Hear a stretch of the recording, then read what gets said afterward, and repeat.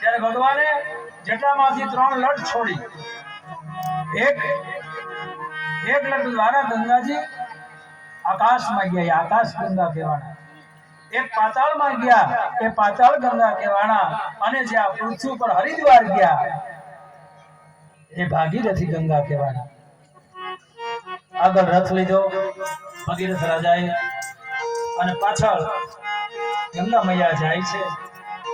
પિતૃઓની જ્યાં રાખ હતી ત્યાં ગંગાના પાણી ફરી વળ્યા અને પિતૃઓનો મોક્ષ થયો.